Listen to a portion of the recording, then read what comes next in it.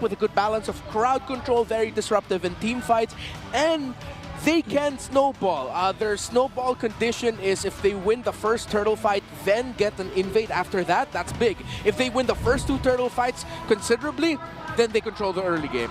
Is this a late 2024 Eve pick or another Game 7 MSC Eve pick? For few, we're about to find out. Game number 1 in a best of 3. It's a star match for Week 6. Onic PH versus Team Falcons PH. One more look again. Keep close tabs on the rotation and the clearing path of the Beast King Kong.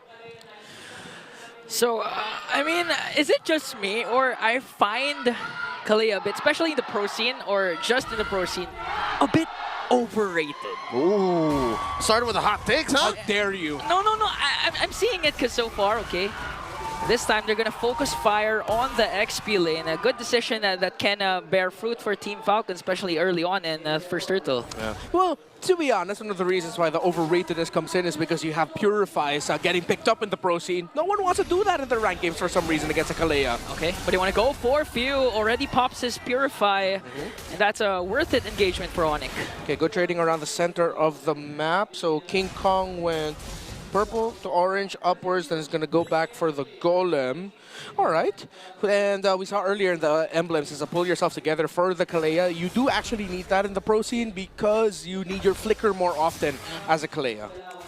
Some were theorizing the revitalized Kalea, but that might fit more in your ranked games. This is a very proactive Kalea, and again, it's very utilitarian. Onic PH can use that defensively, offensively, and look, Ogwin wants to go fast. The fact that the Kalea is just standing there and Ogwin knows is slowing down this approach, setting up a turtle fight. Onic wants this turtle. They want to fix those early game stats. Yeah. I really like the positioning right now of Onic. You saw earlier how deep they were diving under Fuse Tower, so bring him down low. So they're really putting a lot of importance yet again to controlling the center of the map. Okay. They delayed Fuse level 4, and they're dogpiling on the turtle here. Okay, the Beast still was able to get the first turtle, forcing out even Flap TC's flicker, plus the split.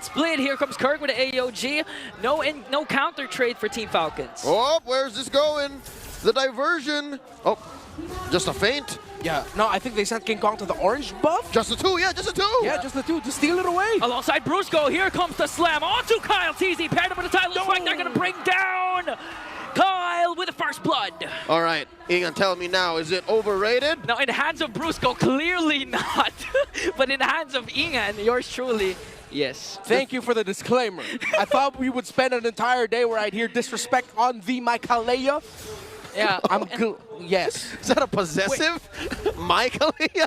Yes. When was Kalea actually allowed to be picked? Was it week 4 or week 3? Yeah, week 4. Okay, so 2 weeks was more than enough for these pro players to actually make him or master Kalea. Ogwin jumps in but gets caught out by 3. And Super Friends joins the party, picks up a kill of his own. Yeah. Excuse me, I believe that was week 5, right? It was only 1 week that we've seen Kalea. Week 4 was when the patch dropped. Week 5 is when Kalea was active, all right. So, okay, they only need 1 week then. Yeah. Look, a lot of pressure being applied onto the jungle of Kyle TZ, so, and a very smart use of the diversion up top. You know who you can't purify? Kyle TZ can't use Purify. He does have some sort of like purification tool with his ultimate once he's maxed out with the beats, but he didn't have it then. So right now they're just playing around this Kalea and this Loyi very well, sending Brusco into key areas where they could disrupt Kyle TZ, and not just Brusco, even Kirk's doing it. Again, one of the best qualities of Onic. Oh my God, Brusco looking for a quick one. Does not press the button on it. Dodging the jump. Kyle TC goes in with electrifying beats. Raging Sandstorm already used up. Here comes the jump coming in from Kirk. Gonna miss the Flap. TC was able to go with a split. Hanging on to King Kong. Now here comes Super Marco. They're still trying to work on the Filipino cannon, and the Tsunami Slam is gonna feed it off to King Kong. A diversion up top. Oh, they're sending the full team just to try and get the orange buff. They really want to disrupt the farming of the Joy here. And you know who I heard earlier said that they think Joy's slightly overrated? That's not me this time. No, yeah, it wasn't you. It was Midnight. And I'm honestly starting to see why you consider why. When her jungle is so easily invaded, she falls off so badly. Hey, You're talking about a man who is a whole desk away, a full broadcast language away, and he's also getting slammed. He's also very wrong. 4-0 currently. Onic sitting with a comfortable 3K gold lead. Super Marco in trouble. Okay, there was a Purify. Kirk still holding on to the bulletproof. Ogwin very quite low here. Flapteezy jumps in right after Kelra. Okay, Kelra a couple of hits away, was able to flicker out. Here goes the RWM. But Brusco and Kirk still working on him. Kelra, will he be able to escape the one more hit? No way! Okay, Kelra still alive and turns things around. Still 2 kills for Onic Philippines. The gold standard still standing despite literally Flap being on top of him for a good 10 seconds. Big yikes by Falcon. Super Marco could not even get close enough to try and bring Kelra even lower. And Kelra walks out scot-free while Super Marco's lane is getting pressured. And do you remember what Kelra said a while ago? He can literally bench Flapteezy, and that's what he did. Yeah, he was doing it there. All he right. was benching Flap without a problem. It's now a 3-level gap. Make it 2 between the 2 junglers. King Kong is just ruling the jungle right now. Kaltizi's still hungry. All right, real quick. Diversion. An instant replay. Oh! Check out the live. There's a kill on a Kaltizi live. And let's appreciate that play once more. You know the action's non-stop when your replay and your actual live is still going on. Brusco jumps in with the Raging Sandstorm onto Brusco. And they're going to be able to pick him down. Kirk with a Revitalize as Super Marco trying to clear out the mid lane. Here comes Flapteezy once again with a split. And it looks like the Clash will disengage. Falcons right now completely out of their tempo. Few was doing no damage to Kelra. Under the real-world manipulation, he got 3 taps in and was barely able to take him past down 50%. He brought that up when Kelra was at around 90%, 70, 80% health. So still needs way more damage for this Eve. It's gonna have to get to the point where Falcons will have to understand they lose control of the early game. Mid-game's gonna be a big struggle for them even more. They have to play for a little bit later, see if they can win out trades by only losing their roamer and or EXP. They cannot lose their main damage dealers anymore. Falcons no longer contesting.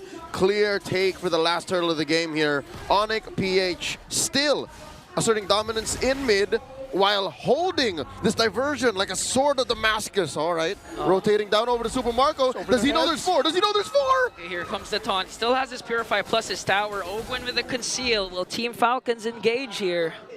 It looks like they're not going to engage, all the while King Kong's just pushing up top. All right, 5 members of Falcons committed to protecting that tier 1 in mid and in bottom. And the rotations are so slow compared to Onic. Run and gun pales in comparison to Onic's sheer map control with the diversion. Again, we were talking about it earlier. In the center of the map, their damage profile is great, but they're severely lacking that hard crowd control that a Kalea, even a Blowy soft crowd control, even the crowd control Suyo can do. It's just way better. Whoa! Tsunami Slam paired up with the AOG. Ogwin counters out with the Raging Sandstorm. They're going to bring down Flapteezy. Kirk with Revitalize to outsustain the damage from Falcons once again. And no trade still for the Green Falcons. Dudes is just flying everywhere, despite there literally being a box to hold them in. The diversion coming through, coast to coast, over to the orange. All right, Kirk and Brusco, too late to spot that orange take. All right, how Onic isn't going for pick and rolls, they're going for pick and pops. Once they get the pick, pop them. And that's exactly how you want to play when you have a Kalea. Don't waste the Tsunami Slam, play into it. So far, approaching the 7K gold lead, Onic is calling all the shots. Ogwin here, even with a sand walk, afraid to walk into the wrong bush. Quick sand guard just to top himself up. I think Falcons are feeling the heat. Like, they can't even recall to recover because Onic is just going way too fast. I called it. I told you guys it's either going to be a very fast game or a long game. And 9 minutes in already, 7K gold lead.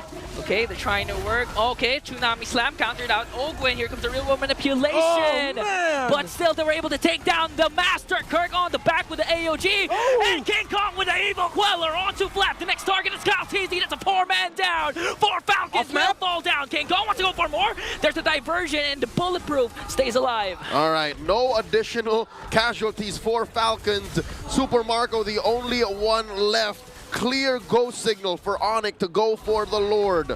As a Falcons guy, I just want to say the gods looking like they are so back. Falcons, so sharp, so decisive. A lot of what we've missed out from Onic Philippines for the beginning of the season. When we saw them go on their winning streak, we started missing it a little bit more because we saw shades of it. Now against Falcons, they are so back. And they're jumping in once again onto the Master. Wow. Next target here is Flapteezy. Tsunami slam to deliver the final blow. AO diversion up top. They're just going to try and steal away the orange buff. You know, I don't blame you. With all the things happening, you don't know if they're feinting an AOG or a diversion. Yeah. It's a lot of AoEs. Or one of Kalia's passives. And they commit the ultimate to steal the orange buff. Ladies and gentlemen, Onic have reached the 11K gold lead mark, approaching 12. Falcons are out of their breath. They are flying at altitude so low, they're struggling to even put gold on Super Marco, who, by the way, is still bulletproof. But at what cost? Let's check out the items here. He's barely built 3. All this while, oh my God, he is almost 3,000 behind Kelra. Yeah, he may be bulletproof, but he's not Onic proof. Okay, Ogwen trying to go look for an angle, but it's spotted out by Kelra. Lord already bursted down to mid lane, hit with their turret as Flapteezy onto Keller with a split, but he's targeted by Flora. Conceal coming in from Onic Philippines, and it looks like they got their job done. They were able to take the base, and now they're surrounding Flapteezy with 4 members, and the Filipino cannon shuts down. They almost took Flap back to their Jigong. boot camp in the base. Oh, the beast! Incarnate himself! Still alive, but gonna get taken down by Super Marco. Onic family still holding on. 4 members are able to take down 2 once again. And now the tier inhibitor up top and down bottom. Super Marco gets a kill. Onto Brusca though. Kirk jumping in once again. They take down Master Ogwin Kelra with a tower lock. Onic Philippines with a fast game to take down the Soaring Falcons. 11.5 minutes.